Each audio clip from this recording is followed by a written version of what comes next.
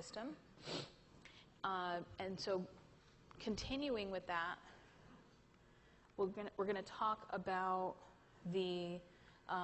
some disorders of respiratory function.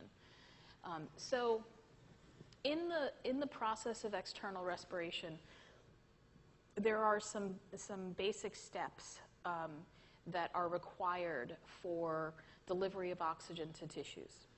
Okay? They include, and we talked about this in the normal section, ventilation, so delivery of air to the lungs, gas exchange, so oxygen at the alveolar sacs moving into the blood in the pulmonary capillaries, and then CO2 coming from the blood in the pulmonary capillaries moving into the alveolar sacs. So that's gas exchange. Then we have gas transport, and that's how these gases are carried by the blood. Oxygen carried physically dissolved and bound to hemoglobin.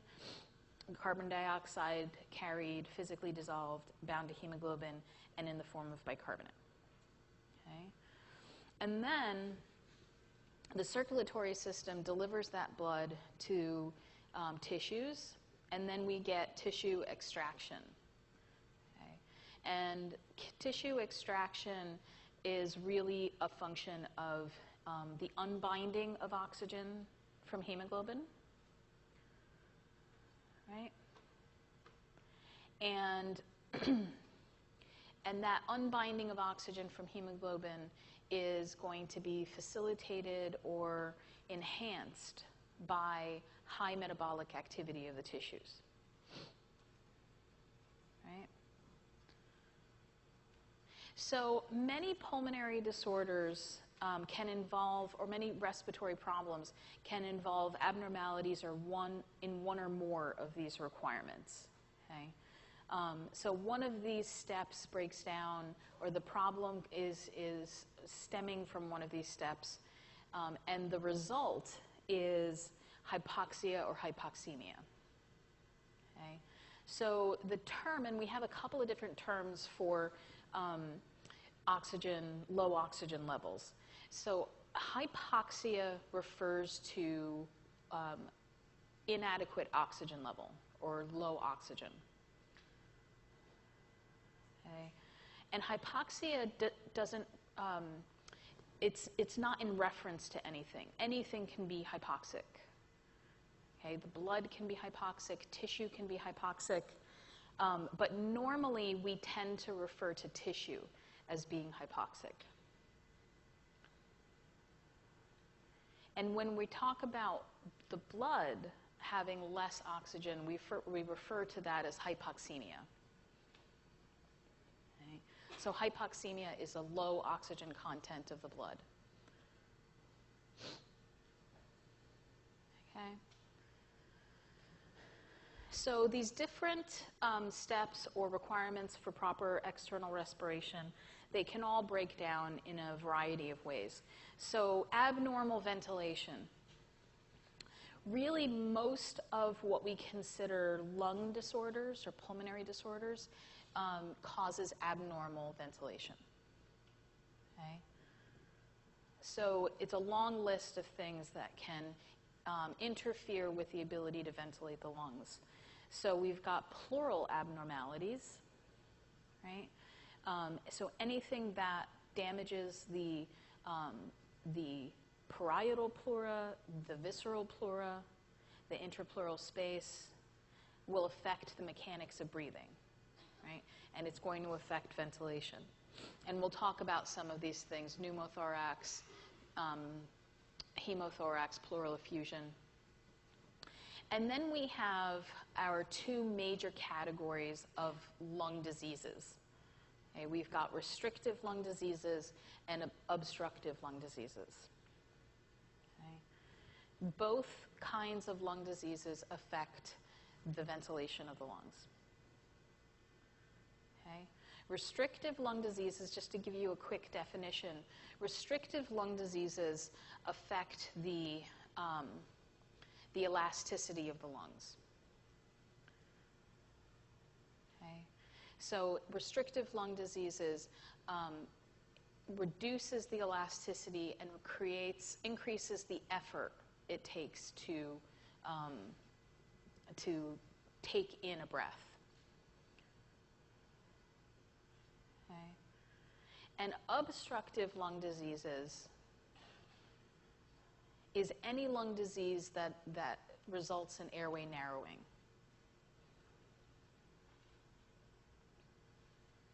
Okay. So restrictive lung diseases, you get reduced elasticity, increased respiratory effort.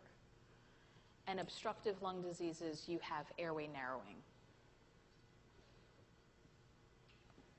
And so we'll talk about those some more later. But those all affect ventilation. And as you can imagine, these things are happening in a stepwise fashion. So if you can't ventilate the lungs, then you will have inadequate gas exchange. Okay? And then you will have inadequate oxygenation of the blood and inadequate oxygen delivery to tissues. Okay? But the fundamental problem or the causal problem is in ventilating the lungs. Okay? And then there are some conditions, respiratory problems, where the fundamental problem is abnormal gas exchange. So something is going on at the site for gas exchange. Okay? So an example is adult respiratory distress. And adult respiratory distress is a form of respiratory failure that tends to happen very quickly. And it is characterized by an acute lung inflammation and diffuse alveolar capillary injury. Okay? So an example of this is smoke inhalation. Okay? It damages the airway, it damages the alveolar capillary junction, and you get this significant inflammatory response. And part of the inflammation is fluid accumulation, and you get this impaired gas exchange. Okay? So for that condition, ventilation is fine, right? Ventilating the lungs is fine, but the problem is in the site for gas exchange. Okay? High altitude will also affect gas exchange because it reduces atmospheric pressure, or in altitude you are breathing in air that is at a lower atmospheric pressure, which lowers the oxygen content. Okay? Which is going to affect the pressure gradient that drives gas exchange. Pulmonary edema is another example of a disorder that will affect gas exchange. And pulmonary edema is when fluid accumulates in the alveoli.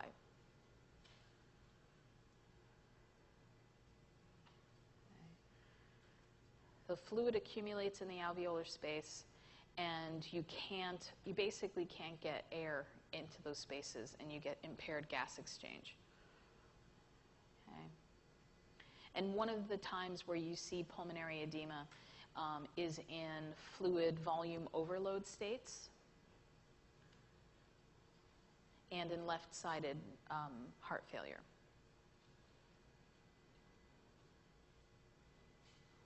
Okay.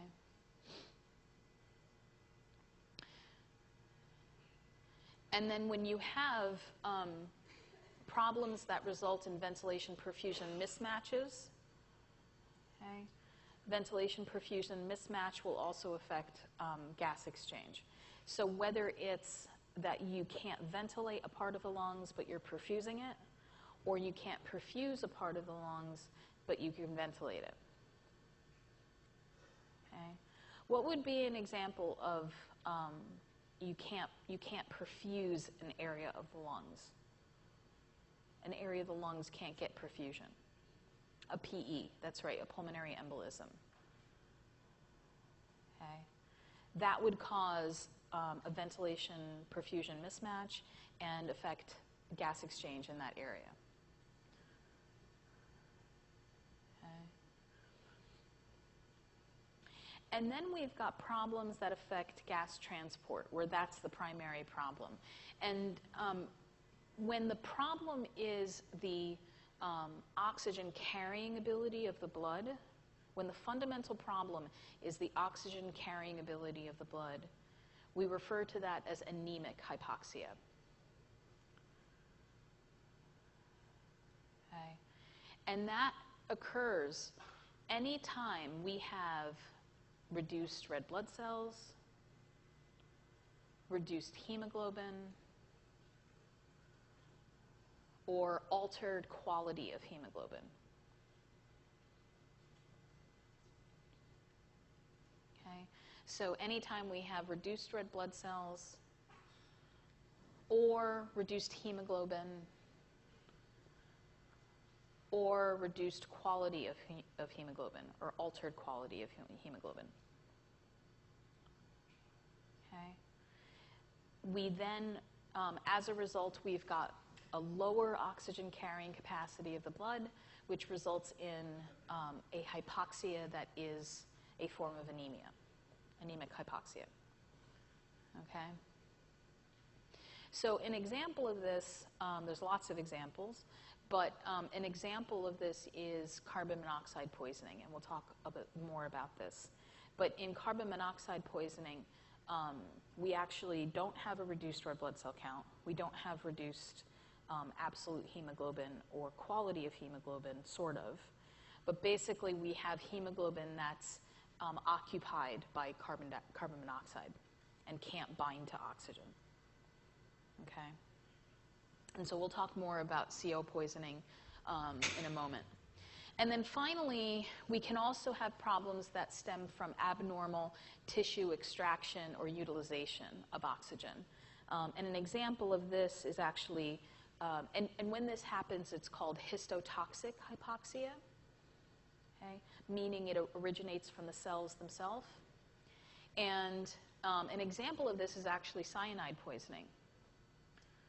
Okay, cyanide poisoning operates by, or it has a poisoning effect, I should say, because it actually impairs aerobic metabolism. So your cells can't actually use oxygen. Okay? So examples of respiratory disorders that stem from different steps in this external respiratory, the external respiratory requirements.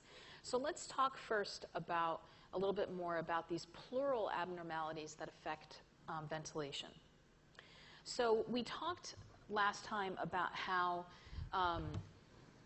the anatomy of the thoracic cavity is absolutely critical for the mechanics of breathing and normal ventilation of the lungs.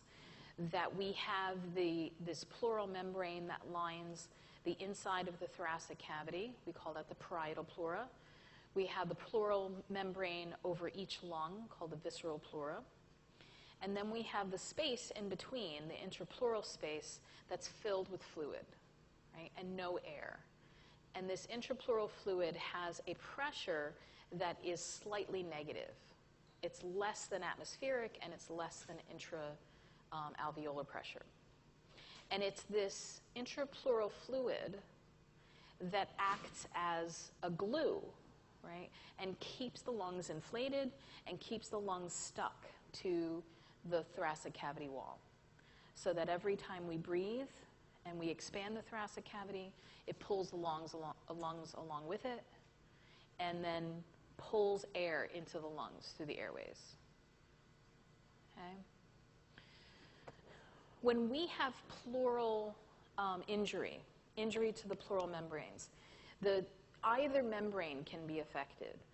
Okay? So we can have an injury to the parietal pleura, the one on the thoracic cavity wall, or we can have an injury to the visceral pleura. Okay? either case, the result is going to be a collapsed lung, okay, and impaired ventilation. So let's first look at a parietal pleural injury. Okay? And so parietal pleural injury is normally a result of a puncture wound to the chest wall. Okay? Some kind of injury that punctures the chest wall. Now, when that happens, and you can see there's a little bit of an illustration of this kind of puncture wound. When that happens, intrapleural space, intrapleural fluid equilibrates with atmospheric pressure. And the result is going to be a collapsed lung. Okay? When air enters that intrapleural space, it interrupts that surface tension and breaks the glue, so to speak. And the lung collapses. Okay? Now, you'll only see a collapse on one side. Okay? You'll only see a collapse on one side. And because the pressure on that in the intrapleural space has increased, you'll actually see, it may not be very noticeable, but it'll look like one side of the chest is more expanded than the other. Okay. So now this individual, they have one intact lung with an intact intrapleural space, okay? And then on the other side, on the affected side, they have a collapsed lung and a break in the thoracic wall. So when this person tries to breathe, breathing does what to the thoracic cavity volume? Right? When we try to breathe, our thoracic cavity volume increases. Now, on the unaffected side, the lung expands with the thoracic cavity, and air gets pulled through the airways into the lungs. But on the affected side, because the lung is collapsed, when the thoracic cavity expands on that side, the lung does not expand along with it. So instead of pulling air into the airways and into that collapsed lung, air is going to enter where? Through the break in the chest wall. Okay? When you expand volume, pressure goes down, and you're going to create a pressure gradient for airflow. Okay? So every time this person tries to breathe, they're going to suck air in through this injury. Okay? If you've ever heard the phrase sucking chest wound, right? That's what's happening. It's sucking air. Now, unlike a cartoon drawing on a slide, when you have a puncture wound in the chest and you try to breathe in, it tends to actually open up the wound and allow you to take air through the wound. But when you try to breathe out, right, it tends to seal the wound. So every time you breathe, you're going to take air into the chest, but you're not going to be able to get it out because the wound is going to seal. Okay? So what happens is, when someone has an injury like this, slowly pressure is going to tend to build up in the chest wall. Okay? And we call this a tension pneumothorax. Okay? We call this a tension pneumothorax, where every time the person breathes, their wound sucks in air, and then it seals and you can't get it out. Now, a tension pneumo can cause increasing pressure inside the chest, and it can actually start affecting the other side of the chest. You can see shifting of the heart and mediastinum, and impinging. It can actually start impinging on the space of the unaffected lung. So what do you have to do? You got to let the air out, right? So periodically, oftentimes this is done with a needle that's unattached to a syringe that you insert it into the thoracic cavity and let the pressure out. Okay? And you may have seen this on dramatized on movies or are you guys too young to have watched ER? Yeah, too young. It was such a good show. But that was something that you saw often, where someone came in with a gunshot wound or a stab wound, and they were often decompressing the lungs or decompressing the chest. Okay, and that's going to have to be done until that lung can be mechanically inflated. Okay, mechanically inflated until it's touching the thoracic cavity wall. And then you can put what's called a Vaseline bandage on the wound, right? It's a Vaseline bandage because it creates an airtight seal. Okay? And basically that returns contact between the lungs and the chest wall. Okay? And restores that space. Now, when the pleural membrane covering the lungs is injured, we often refer to that as a spontaneous pneumo or spontaneous pneumothorax. So the term pneumothorax means air in the thoracic cavity. Okay? Where the only air in the thoracic cavity should be inside the lungs, but now we have air in the thoracic cavity outside the lungs. So with a spontaneous pneumothorax, you get, and it's exactly what it sounds like. You get this spontaneous break in the visceral pleura, and it results in collapse of that lung. Okay?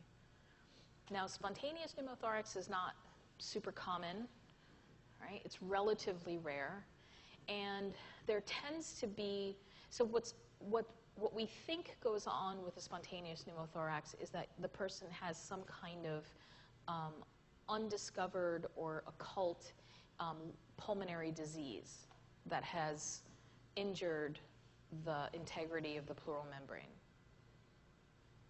Okay? And it often happens to young men, so men in their 20s, 30s, and they tend to be healthy, even athletic. Okay? They tend to be, on average, tall. And they're frequently swimmers. I know, that sounds like a very specific and strange profile. But that is, what's that? I can't hear you, I'm sorry. They sound handsome. Really? Oh, okay. Yeah, tall and can't breathe. Not tall, dark, and handsome. But yeah, so there seems to be kind of a profile. And I also have read that people who present with spontaneous pneumo are often more likely to have collagen disorders like Marfan syndrome, where they inherently, there's something that is causing this weakness that causes this spontaneous break in the pleural membrane. Okay? But with the case of a spontaneous pneumothorax, the lung collapses, but you rarely see attention pneumo because for a spontaneous pneumothorax to turn into attention pneumothorax, you would have to have enough air coming into the airway through the affected lung. Okay? And that's not possible. Okay? But you definitely will have labored breathing, this air hunger, this sense of struggling to breathe because the person's got a collapsed lung.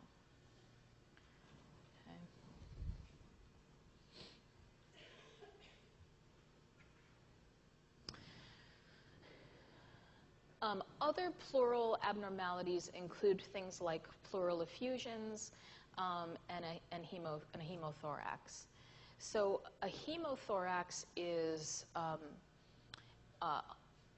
similar to a pneumothorax. It means blood in the thoracic cavity.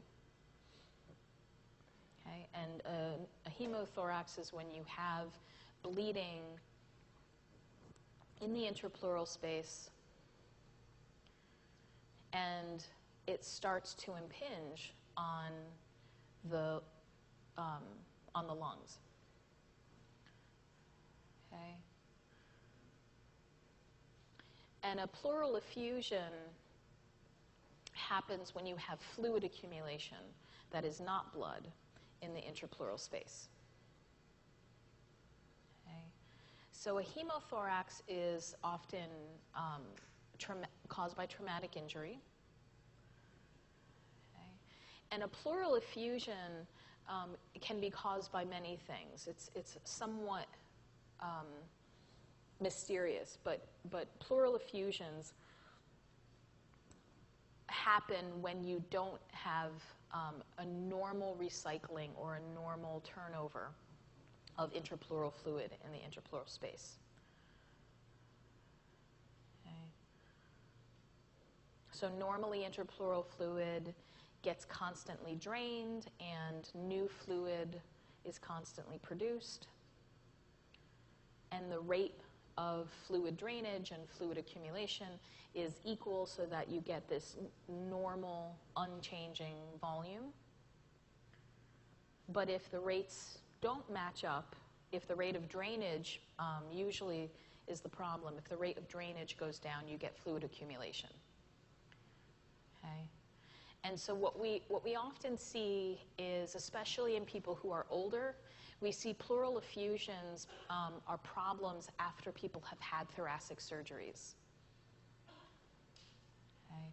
So you might have surgery to repair a valve or put in a stent or something like that. Well, you wouldn't have thoracic surgery to put in a stent, but you get my point. So you have thoracic surgery for some reason, and potentially there's some scar tissue that's impairing the drainage of fluid. Okay. And so the pleural effusion becomes a problem because it starts to impinge on the space that the lungs occupy. Okay. And so the way that a hemothorax and a pleural effusion gets dealt with is by draining the fluid, draining the blood, using a chest tube. Okay? So a tube is inserted into the thoracic cavity. It occupies that intrapleural space, and it can provide constant suction to clear the excess fluid or the excess blood. And then once the fluid has cleared, the injury has healed, the tube can be removed.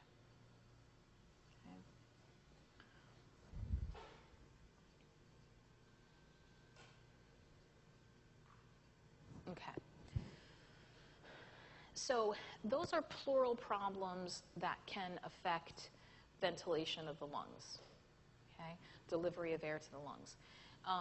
We'll come back to the obstructive and restrictive lung diseases that can also affect ventilation.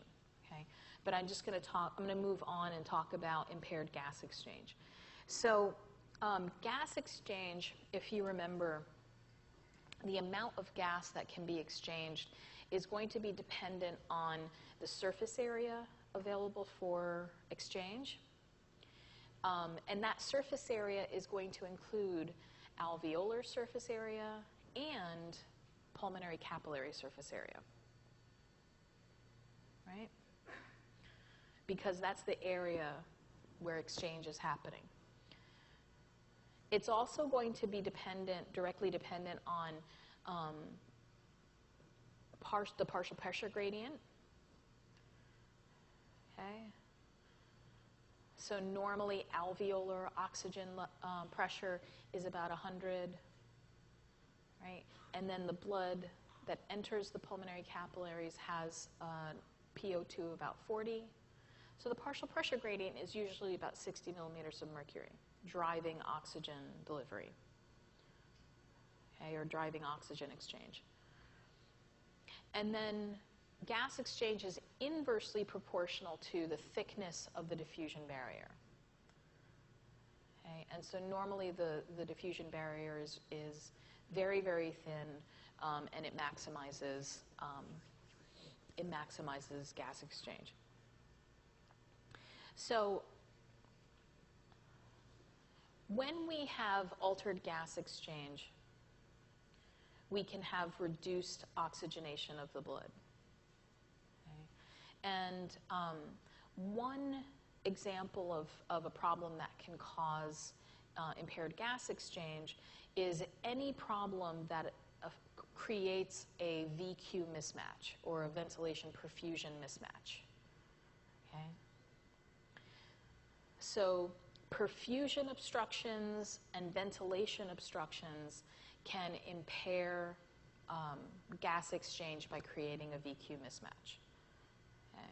And so perfusion obstructions can be, as I mentioned, a pulmonary embolism or a tumor obstruction that compresses a blood vessel and reduces blood flow. Ventilation obstructions can be any of the impaired mechanics of breathing. Okay?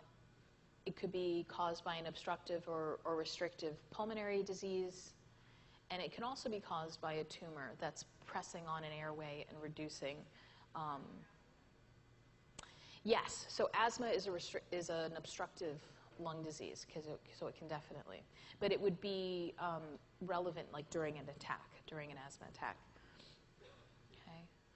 And so when the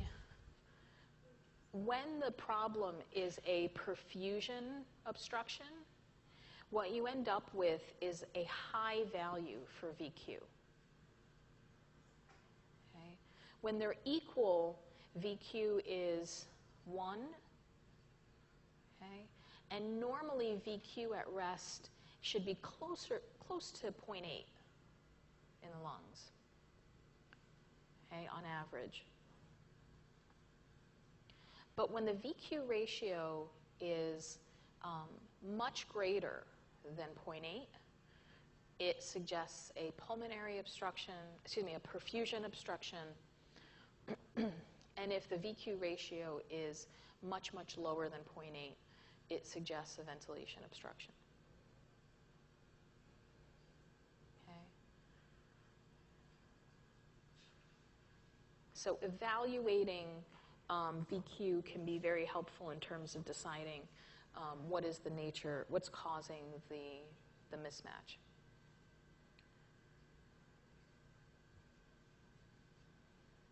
So another example of a problem that impairs gas exchange is pulmonary edema. And pulmonary edema is a very important disease for us to understand because we're studying cardiovascular, pulmonary, and renal. And patients with heart failure, for example, have, and we talked about this with heart failure, that when heart function declines, the way the body responds to this is by expanding blood volume, right? So you get this fluid retention. And the fluid retention can increase the workload on the heart. And if the fluid retention is acute enough and severe enough, it can actually push someone into left-sided heart failure.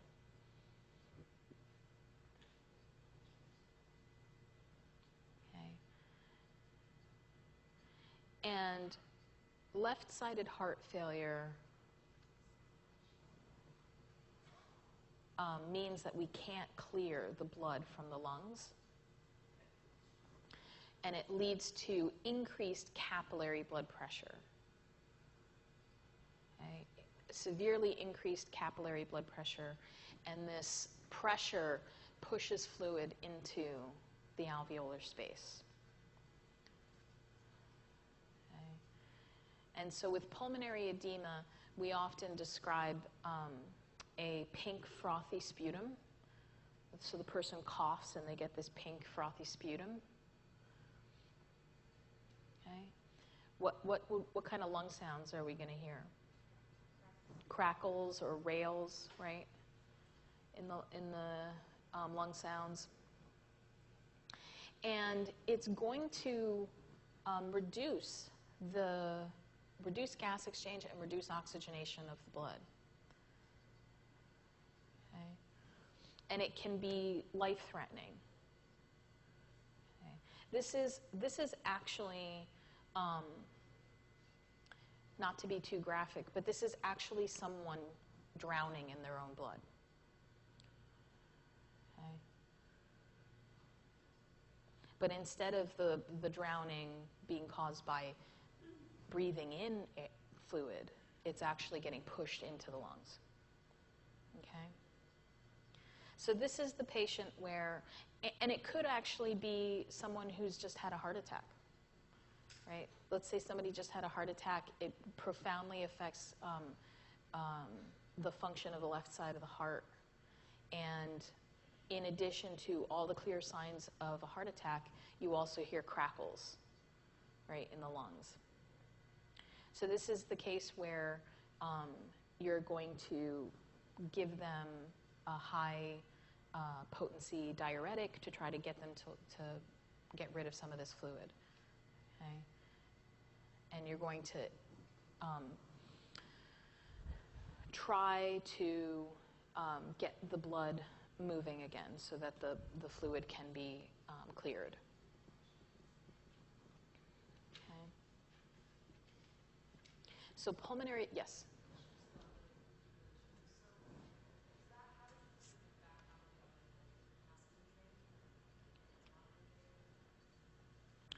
How does it get back out?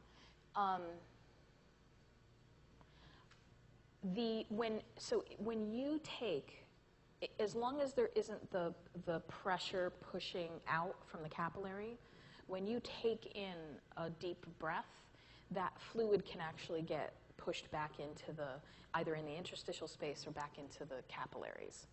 But it's just that if the pressure in the capillaries is very, very high, the fluid can't clear. Yeah. Okay. Good question. Okay. So pulmonary edema is a significant problem for people in fluid volume overload, left-sided heart failure, and other problems that affect heart function. Okay. Abnormal gas transport.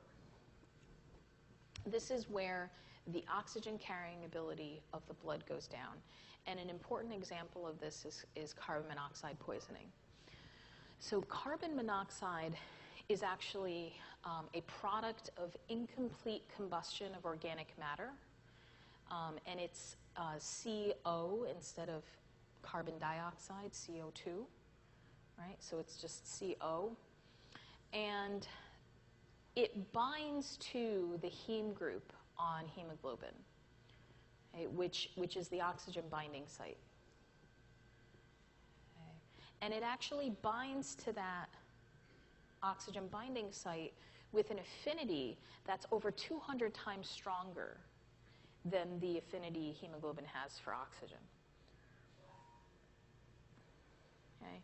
So which means that when carbon monoxide binds to hemoglobin, that binding is practically irreversible.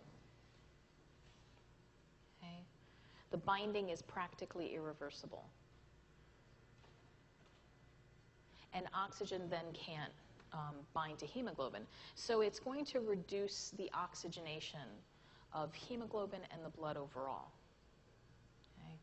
But carbon monoxide poisoning is actually very, very difficult to diagnose and figure out, because Carbon monoxide is odorless and colorless.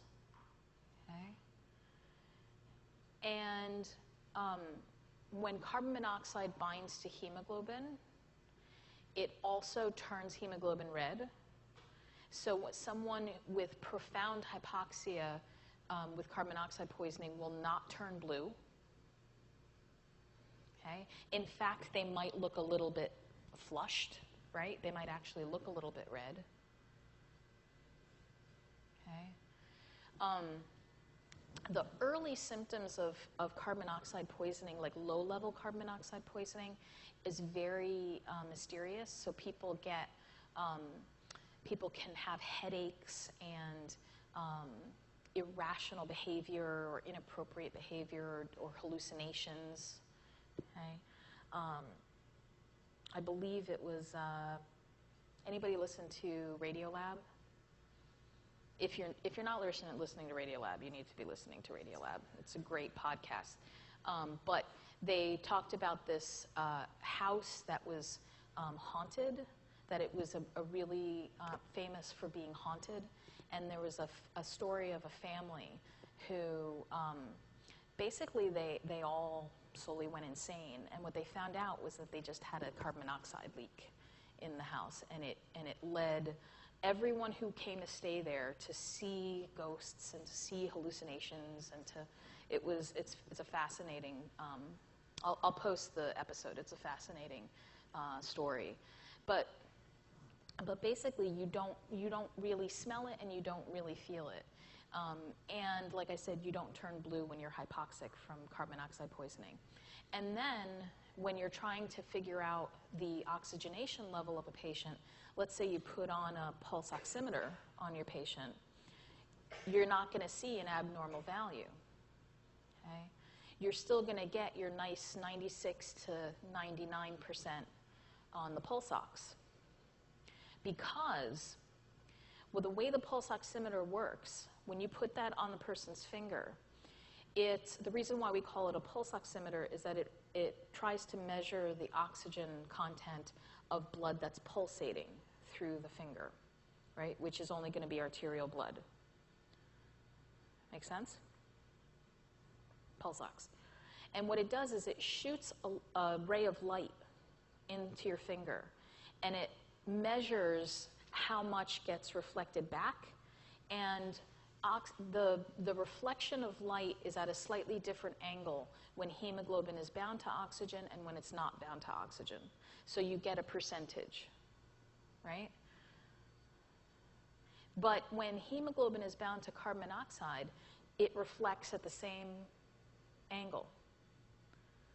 So the pulse oximeter can't tell the difference between hemoglobin bound to oxygen and hemoglobin bound to carbon monoxide. Only a carbon monoxide, special carbon monoxide oximeter, right, can actually tell the difference and can tell you how much of the hemoglobin is bound to oxygen versus carbon monoxide. Okay? But that kind of pulse oximeter is going to be something that's a very specialized tool. Okay?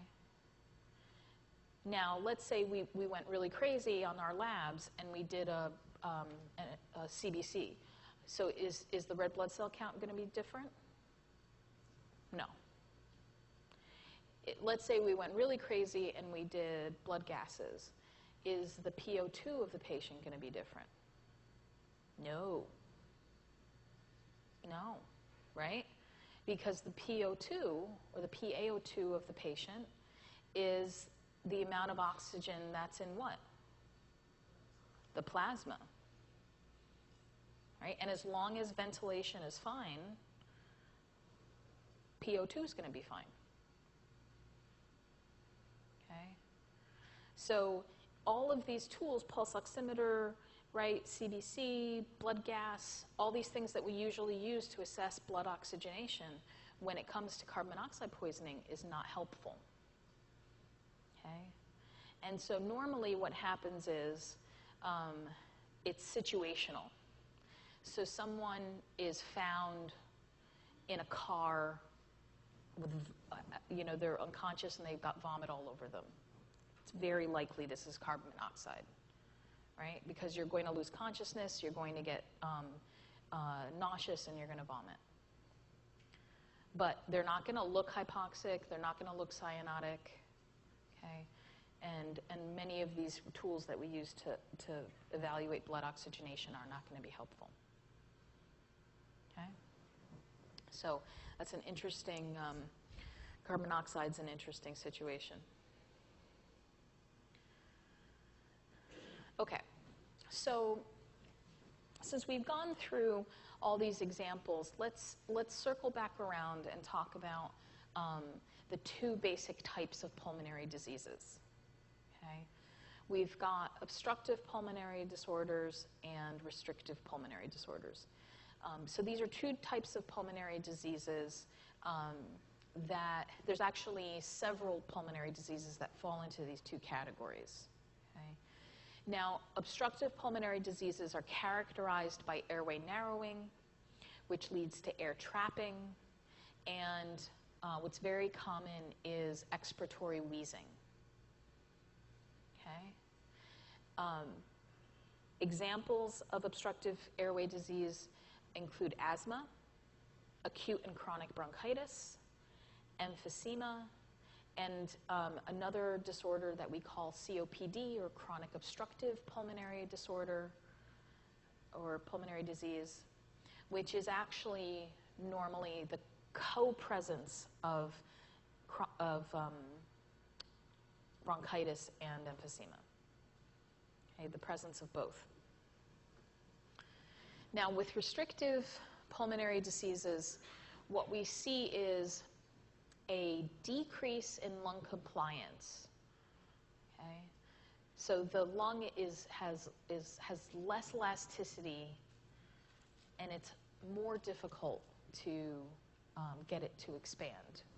So we get this decrease in lung compliance and an increase in respiratory effort. Okay? And examples of restrictive pulmonary diseases is pulmonary fibrosis, and another one is infant respiratory distress syndrome. Okay? Now, pulmonary fibrosis we're going to talk about more. Infant respiratory distress syndrome is when a newborn can't inflate their lungs because their lungs are not producing adequate amounts of what? Pulmonary surfactant. Okay? And so their alveolar sacs are collapsed. Okay? And it's the alveolar collapse that's bringing about that difficulty of expansion, expanding the lungs. Okay.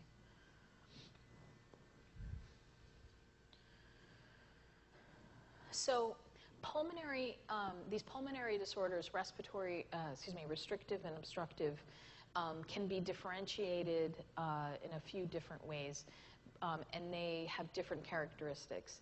And so let's first just mention the method by which we measure lung volumes and perform what are called pulmonary function tests.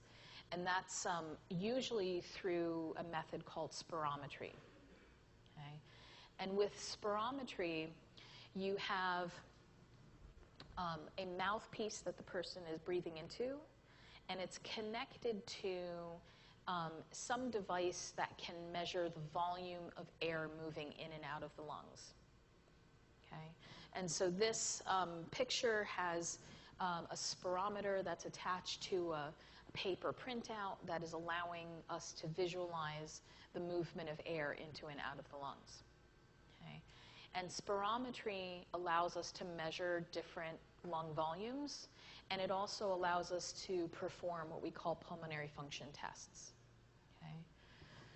So as you can imagine, for spirometry testing, you need compliance by your patient, or cooperation by your patient.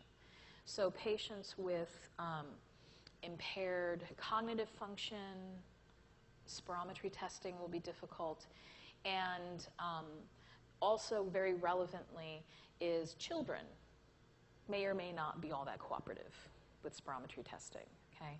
Because especially some of these tests require maximal expiratory effort or inspiratory effort, okay?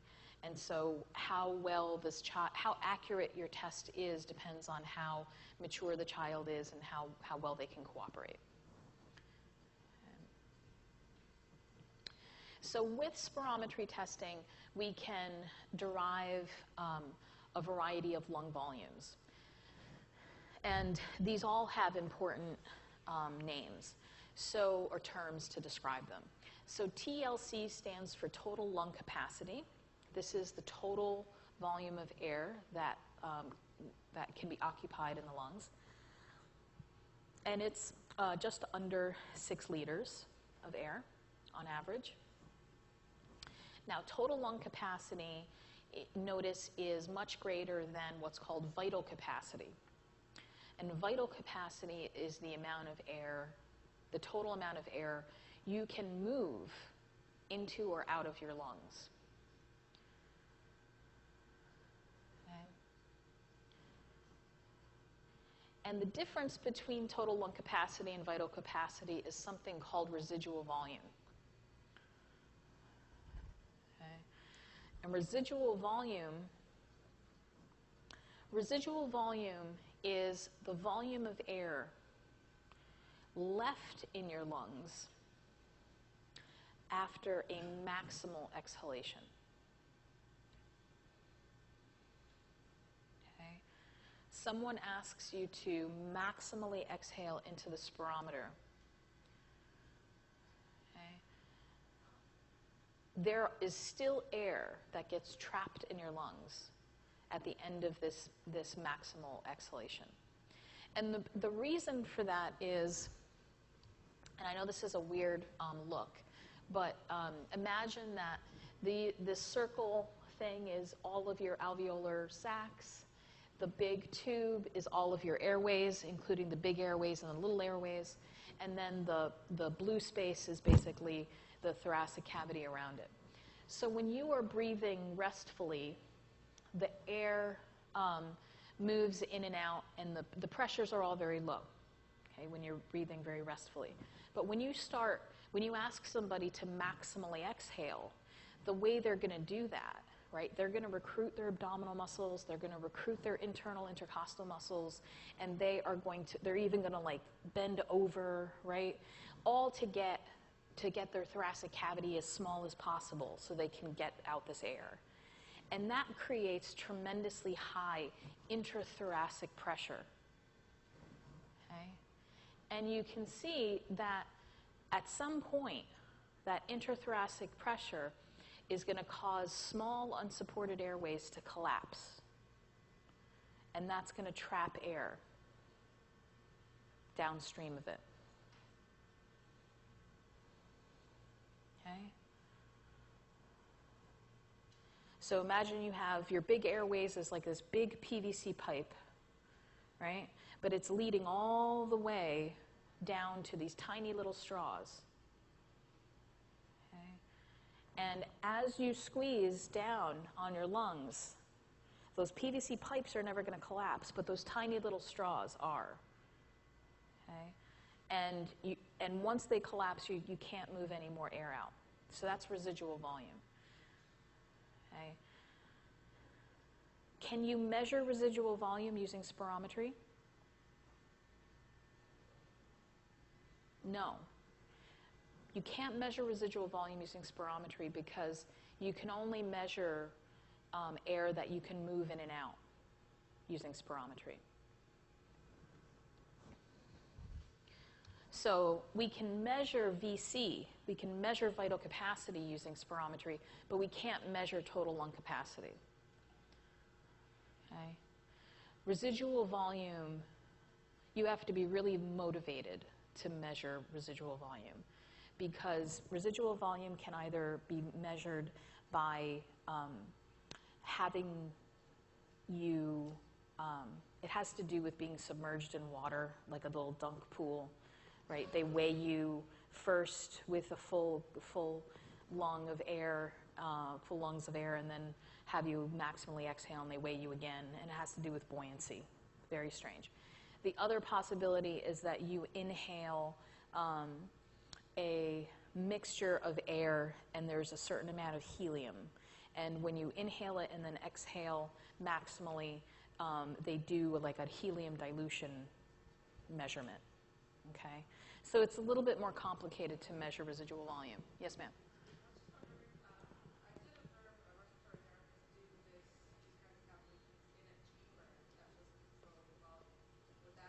That would control what? The volume of air in the chamber. So it would be like a sealed chamber, and the spirometry would start inside the chamber. So I don't know if that. No, that's possible. So if you have any kind of constant, and then basically you're measuring the subtraction, right? So you have a certain amount of air in the chamber, the person breathes in and then maximally breathes out, and there's a certain amount missing, and then that's going to be your residual volume. Yeah, yeah. So you got to carry around a special chamber, right? Like it's right. So residual volume gets a little bit complicated. You can't really measure that with spirometry, but we can measure vital capacity. And then on the other spectrum of vital capacity, which is the maximal air you can move in and out, and it's very important that when you're asking somebody to maximally breathe in and out with vital capacity, that they're not doing it in a forced way. Okay? They're doing it slowly. Then on the other side of the spectrum is what's called tidal volume. That's the volume of air that you're taking in during normal restful breathing. Okay? And so notice that tidal volume is really a small fraction of vital capacity in a healthy individual. Okay. And then we got vital capacity, tidal volume. We have inspiratory capacity, right? The maximal amount of inspiratory volume. We have, where is that here? We have inspiratory reserve volume, meaning if you look at inspiratory capacity and tidal volume, how much of our maximal inspiratory capacity are we not using, right, with restful breathing? And then we also have expiratory reserve volume. Okay? So this tells us these lung volumes that are for each individual.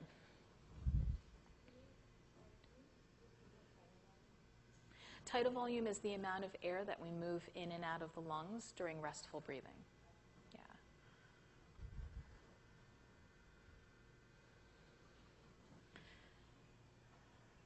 Now, pulmonary function tests are usually challenge tests. They ask somebody to challenge the pulmonary system, and then we see how the pulmonary system operates, right, or responds. And one of these challenges is the forced expiratory test. Okay?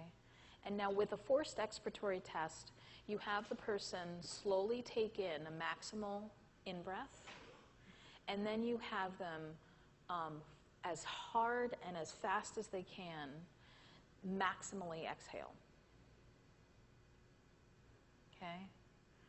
So they take in as big of a breath as they can, and then they, as hard and as fast as they can, they forcefully exhale, maximally exhale.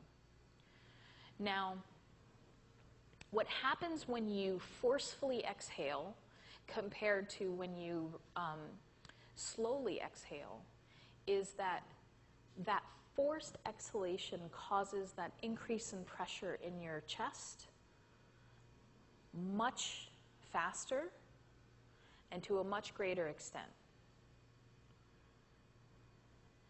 And so what's going to happen sooner?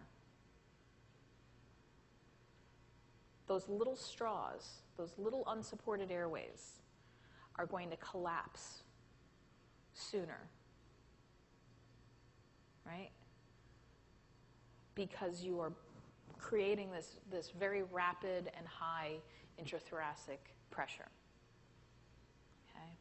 Yeah.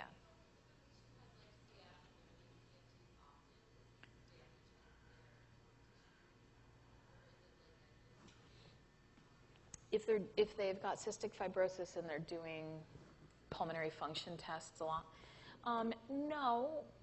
So cystic fibrosis is the mucus is very thick. So I don't know this for sure, but I know that one of the therapies for CF is this like respiratory therapy where there's percussion, right? Percussion to break up the mucus, and then there's this like actual type of coughing to try to bring it up. So with forced expiration, it actually might help bring up the mucus. So my guess, I don't know 100% for sure, but my guess is that it wouldn't be a problem. Okay. So when you have somebody do this maximal inhalation, forced exhalation, we can derive two values from this. We can derive what's called FVC, which is forced vital capacity. Okay. Forced vital capacity. And then we get something called FEV sub 1, which is forced expiratory volume at 1 minute. 1 second. Not 1 minute, I'm sorry. 1 second. Okay? So forced vital capacity. We have vital capacity and we have forced vital capacity. How do they compare? Are they going to be the same? Which would you guess would be bigger?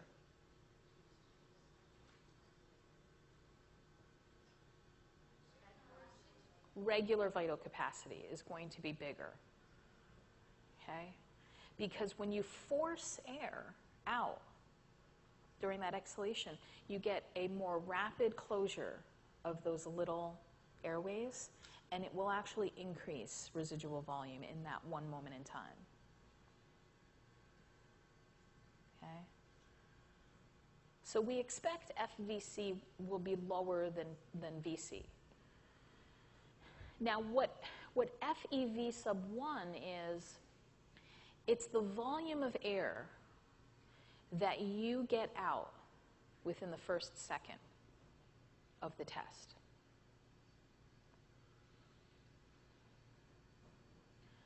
So for this person, they exhaled for 4 seconds, forced exhaled for 4 seconds. Okay? And the amount of air that they moved out of the spirometer within the first 1 second is this FEV sub 1. Now, for someone with normal lung function, FEV sub 1 should be equal to about 85% of FVC. Yeah, so for someone with normal lung function, FEV sub 1 should be about 85% of total of this FVC. Okay? So the person should be able to get out 85% of this exhalation within the first second. Okay? If FEV is less than, FEV sub 1 is less than 85%, it suggests that these small airways are closing earlier, okay, that they're closing earlier, and it suggests an obstructive lung disease.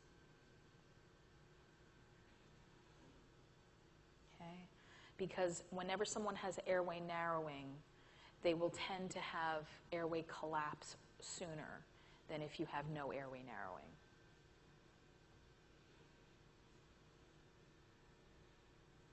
Okay? Yes?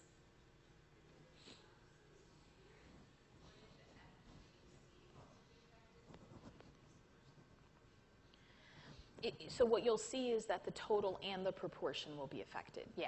So with obstructive pulmonary diseases, FVC tends to be reduced and FEV sub 1 tends to be reduced. Yeah. Yeah. Yeah.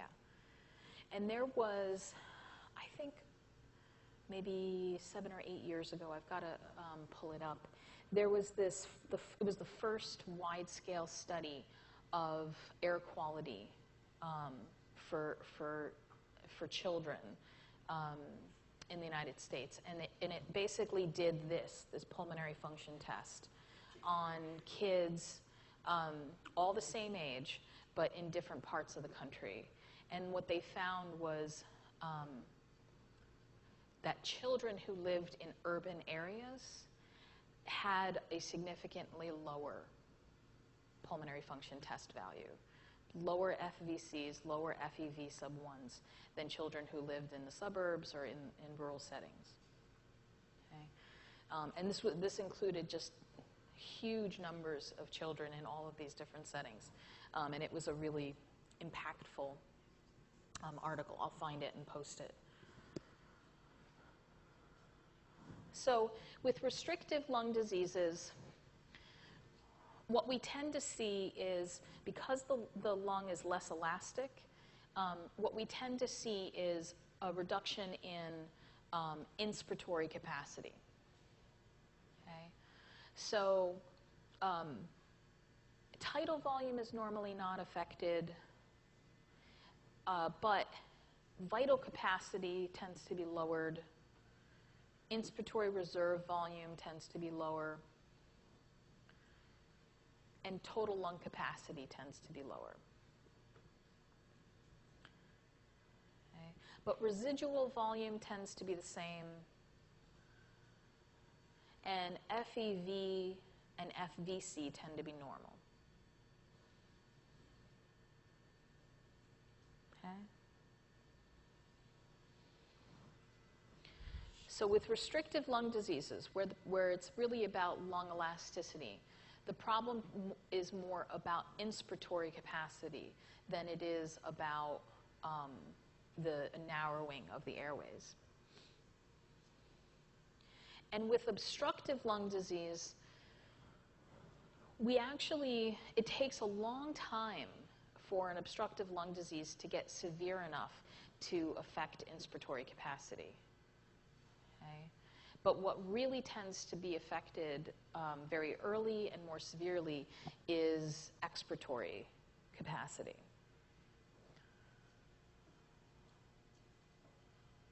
So with obstructive lung diseases where we have airway narrowing, we tend to see this air trapping. So we get this expansion of residual volume.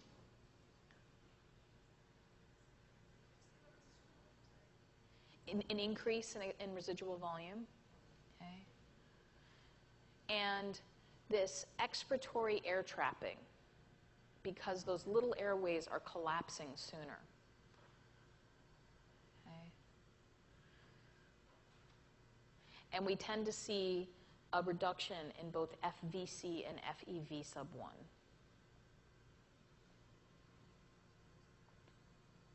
Okay. And as you can imagine, with that air trapping in the lungs, we tend to see, especially with pretty later stage obstructive lung diseases, we tend to see chronic hypercapnia or chronic elevations in CO2 levels. Okay.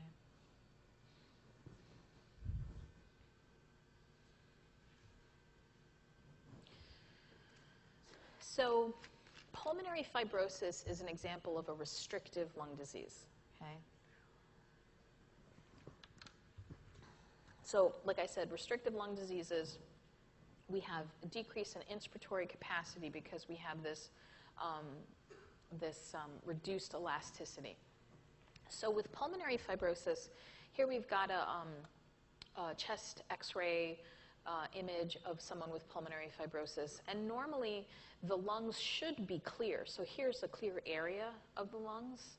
So both regions should be as clear as this area over here. But instead, you get a lot of opaque appearance in the middle of the lungs because this is scar tissue. Okay? This is collagen replacing the elastin. Okay? And this is a scarring of the lung parenchyma and also a scarring of the interstitial, not interstitial, I'm sorry, the connective tissue. Sorry. 4 days of little sleep. So we get this scarring of the connective tissue in the lungs. Okay, and so the lungs can't expand as readily as they normally do. It takes more effort. Okay, and where we see pulmonary fibrosis is usually a result of either environmental or occupational exposure to things like asbestos, right, dust, debris. Okay. And unfortunately, pulmonary fibrosis is incredibly common among the 9/11 first responders. Okay. So those folks that were pulling out and looking for people in the early days after 9/11 at Ground Zero, they have a very, very, very high rates of pulmonary fibrosis. And they were told that the air quality was safe. And they were told that they were getting protective equipment that would protect them from what was there. Okay. So unfortunately, environmental and occupational exposure is the most common cause of pulmonary fibrosis.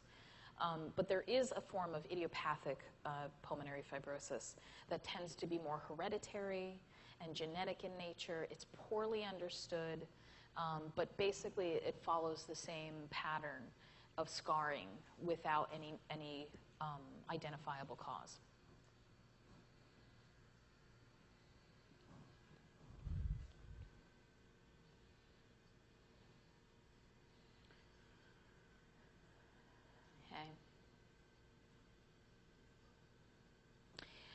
Pulmonary fibrosis can also be, can occur as a result of chronic inflammation of the lungs, okay, that we see with some chronic inflammatory diseases like scleroderma and systemic lupus, rheumatoid arthritis. Certain medications can increase the risk for pulmonary fibrosis, and repeated pulmonary infections, particularly severe pulmonary infections, can increase the risk for pulmonary fibrosis, and radiation therapy to the chest as well. Okay, so obstructive lung diseases. There's 3 major obstructive lung diseases: asthma, bronchitis, and emphysema. Okay, and COPD is reserved for severe forms of when patients reach severe levels of both bronchitis and emphysema that are happening at the same time. So all of these diseases create airway narrowing. Okay? So asthma, bronchitis, and emphysema create airway narrowing, but they are different from each other in important ways. So with asthma, the nature of the airway narrowing is in what we call bronchospasm, okay, where you get these muscle spasms in the smooth muscle lining the bronchiolar airways. Okay. So individuals with asthma,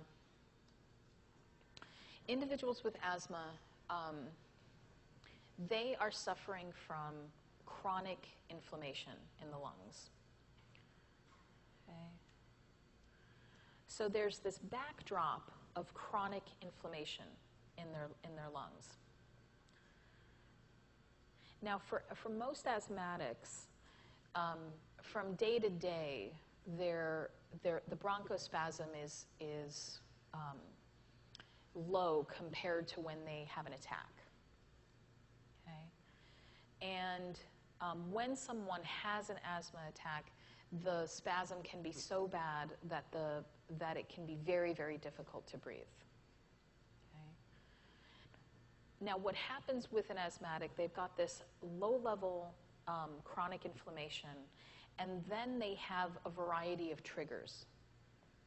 And the triggers can be either anything that is irritating or something that's an allergen.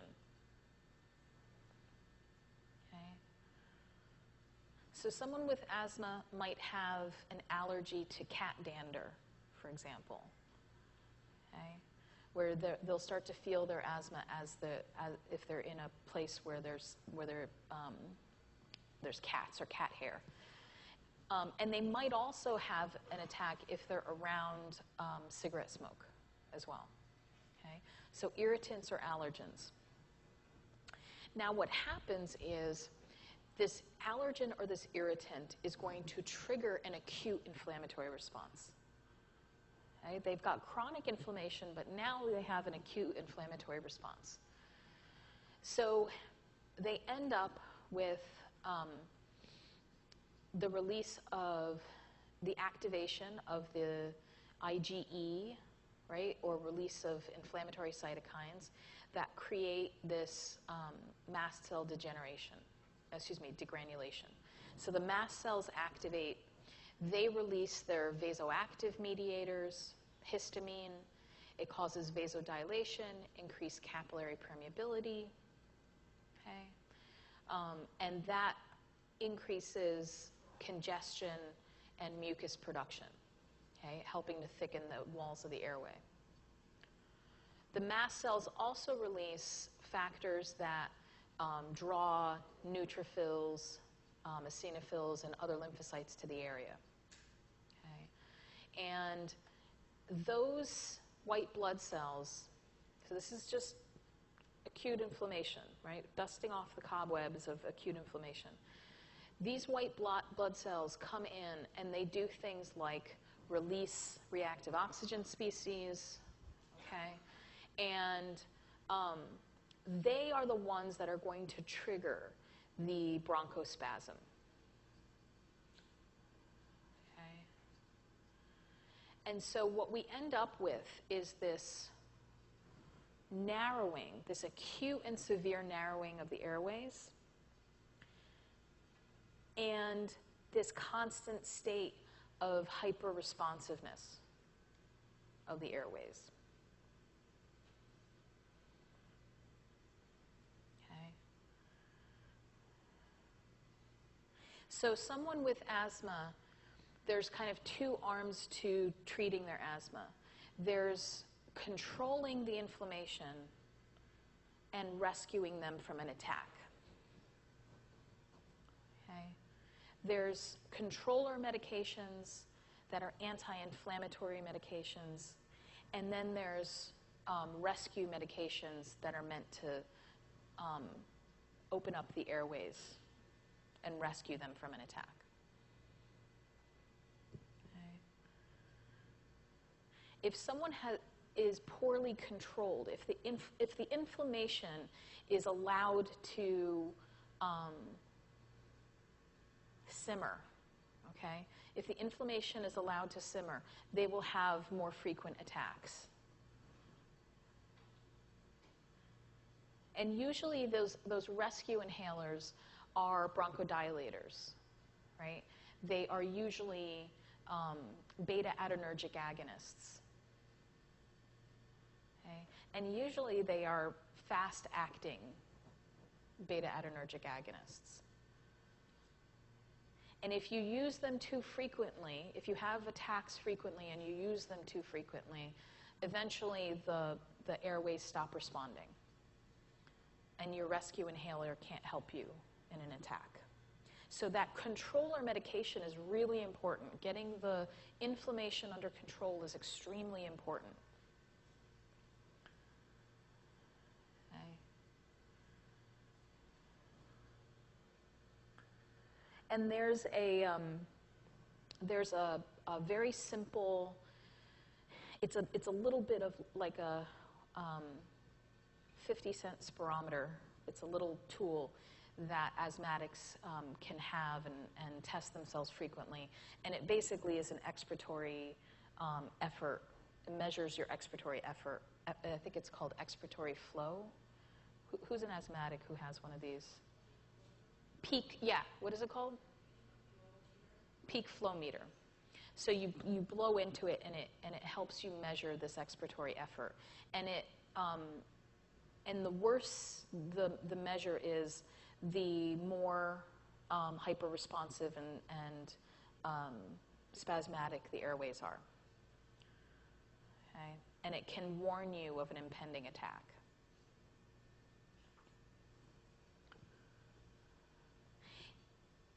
So controlling the inflammation is very important. Okay? And there are drugs like mast cell stabilizers. There are just pure anti-inflammatory drugs like cortisone, hydrocortisone, corticosterone, the steroid anti-inflammatory drugs. But if that chronic inflammation is not well controlled and you have this continuous chronic inflammation, you actually can end up with scarring of the airways, right? Fibrosis of the airways. Okay. So not only do we want to control the inflammation to reduce the number of attacks, but also because we want to reduce the risk of the fibrosis as well. So moving on to bronchitis.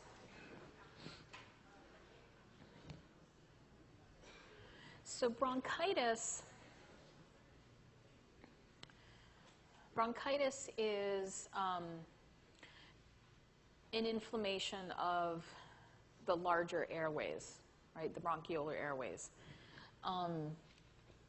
And even though asthma also involves inflammation, with bronchitis, the outcome of the inflammation is slightly different.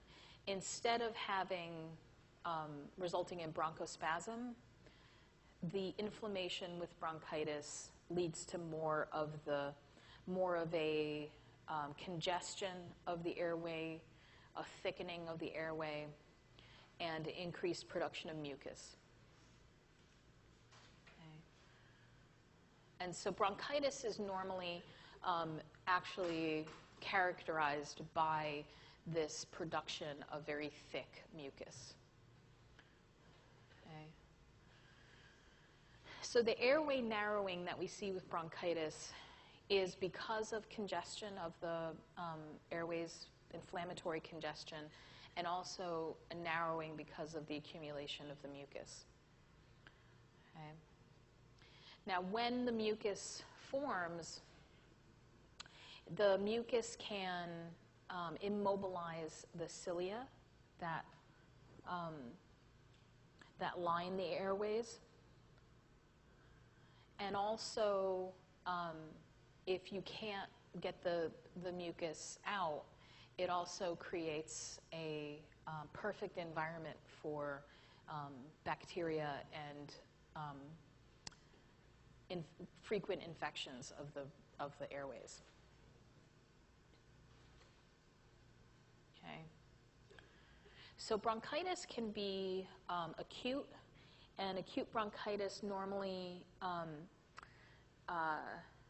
it actually tends to happen at the end of upper respiratory infections. Okay. So an upper respiratory infection can evolve into acute bronchitis, and that bronchitis will last for several weeks, maybe a month or a month and a half. Okay. And what's very typical of an acute bronchitis like this is frequent coughing. Okay. The coughing can be dry, but it's usually productive. Okay. And the coughing is this it's a severe cough that will persist for several weeks.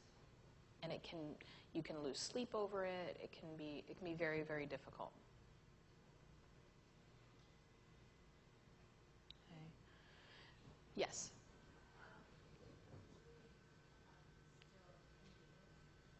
Say that one more time.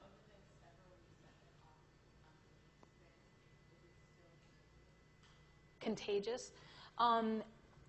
No. So the bronchitis is often a secondary infection that happens after a viral infection. So it's the bronchitis is not usually infectious, yeah, or communicable rather, yeah.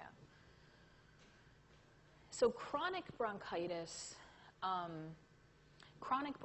happens most frequently to chronic smokers. Okay.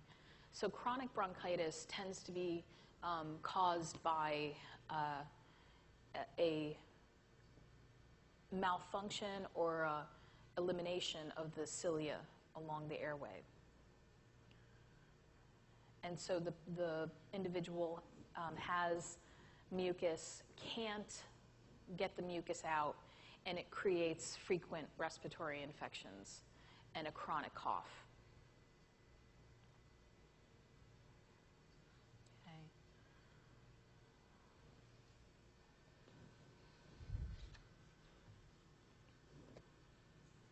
Okay. So with chronic bronchitis,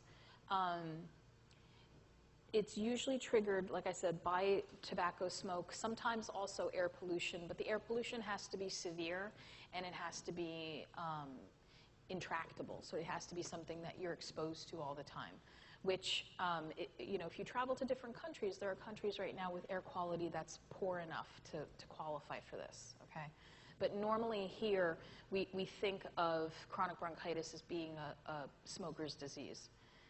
So the injury by the cigarette smoke or the air pollution causes inflammation along the airway epithelium. Okay. You get this, because of the chronic exposure, the cilia are malfunctioning. They don't help clear the mucus as well. Okay. And as a result of this inflammatory process, we get bronchial edema, we get hypersecretion of mucus, the bacteria colonize the airway, and we get this narrowing of the airway as a result. Okay. This causes air trapping, loss of surface area for gas exchange, frequent exacerbations. Frequent exacerbations in the form of infections.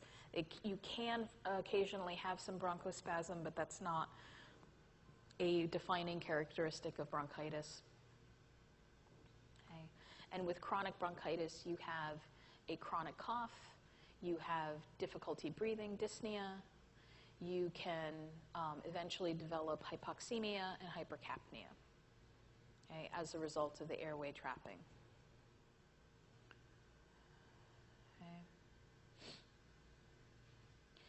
And chronic bronchitis, because of that chronic inflammation and the frequent exacerbations, chronic bronchitis, if not treated, okay, if not treated and interrupted, and basically most of the time that involves having someone quit smoking, okay?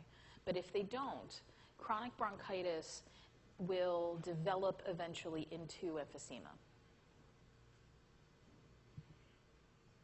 Okay, so chronic bronchitis eventually can develop into emphysema. And with emphysema, we actually are starting to see a loss of lung tissue. Okay. With emphysema, we start to actually see a breakdown of lung tissue, and the airways collapse and fill with mucus. Okay? And you can see the gross anatomy of the lung just looks like there's large areas of lung tissue missing. Okay? And what's happening with emphysema, so what I have here is actually two routes to emphysema. Okay? The first route is through smoking or air pollution and chronic bronchitis. Okay? And the other route is much less common, but it's actually a genetic hereditary form of emphysema that we call primary emphysema. Okay? So let me talk about that one first, and then we'll talk about the chronic bronchitis leading to emphysema. So in some patients with emphysema, they actually have a genetic inheritable deficiency in an enzyme called alpha-1 antitrypsin. Okay? And antitrypsin is an enzyme whose counterpart is trypsin. Okay? Trypsin is a protease. It is an enzyme that breaks down protein. And antitrypsin blocks trypsin. Okay. And so we have this protease, this trypsin in the lungs, because all tissue, including lung tissue, is constantly turning over. So tissue in the lungs gets broken down and rebuilt on a constant basis. And the trypsins are responsible for digesting the protein so that new protein can be made. But trypsin is kept in check by the presence of antitrypsin. Okay? So antitrypsin prevents overdigestion of protein in the lungs. So for individuals with a deficiency in this antitrypsin, we can't inhibit the protease, and so the protease activity gets out of control. Okay? And you get progressive breakdown of lung tissue, which leads to the emphysema. So that's what we call primary emphysema, type 1 emphysema, okay, which is a much less common form of emphysema. What's much more common is someone is usually a smoker, they have chronic bronchitis, and the chronic inflammatory process with the bronchitis actually alters the relationship between trypsin and antitrypsin. And it enhances the activity of the proteases of the trypsin. Okay, so the chronic inflammatory process of bronchitis mimics, or it acts a little like someone having a deficiency in the antitrypsin.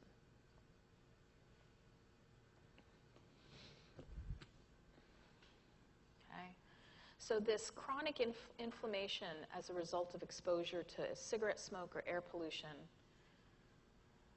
in addition to bringing about the manifestation of bronchitis, it also increases that protease activity and has this increased breakdown of lung tissue, leading eventually to emphysema.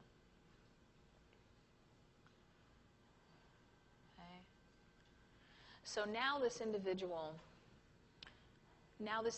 has areas of their lung that are missing and degraded, which is not reversible. right? The loss of lung tissue with emphysema is not reversible. And then with the lung tissue that's there, they have all the signs of bronchitis. They have the airway narrowing, the mucus, the congestion. Okay. And now this patient has what we often refer to as chronic obstructive pulmonary disease.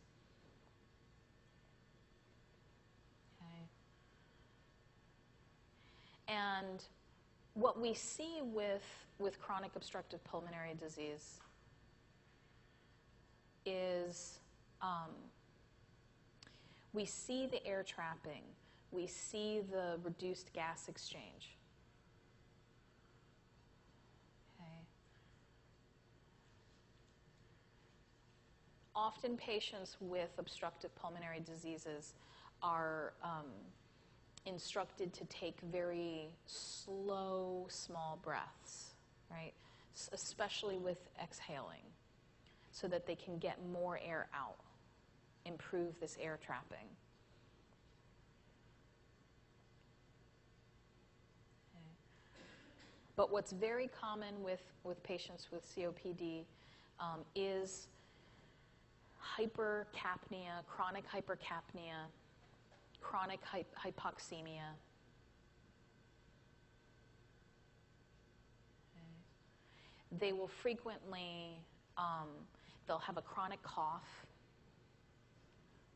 Okay. And if you've ever had a really terrible cough, if you're prone to those kind of illnesses, you know how exhausting it is to constantly cough. So what's also not uncommon is that they have a lot of their energy goes to the coughing, and so they can actually be quite slender, skinny arms and legs. Okay. There's a lot of caloric requirement for that energy of coughing. They'll have signs of chronic tissue hypoxia. Okay. What are some signs of chronic tissue hypoxia when you're evaluating a patient?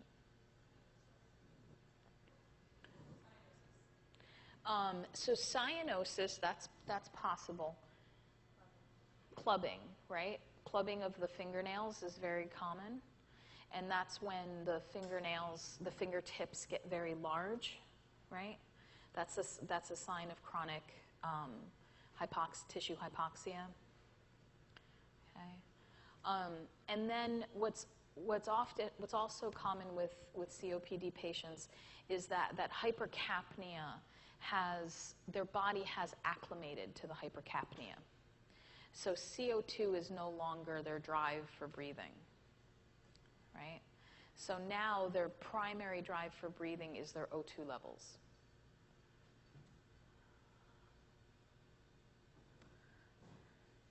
Which we know doesn't get triggered, right? What part of the respiratory system, what part of the body drives or senses changes in O2? The peripheral chemoreceptors, right? The ones in the aortic arch and the carotid sinus. And we know that those receptors don't stimulate breathing until O2 drops below what? 60 millimeters of mercury, which is about 92-93% saturated. Okay. So patients are normally under that level. And if you oxygenate patients above that level, you actually end up eliminating their drive to breathe. Okay. And then the chronic hypoxia or hypoxemia in the pulmonary system can lead to constriction of pulmonary vessels, right? Pulmonary hypertension, which can increase the risk of what? Pulmonary hypertension. What's that? What's that?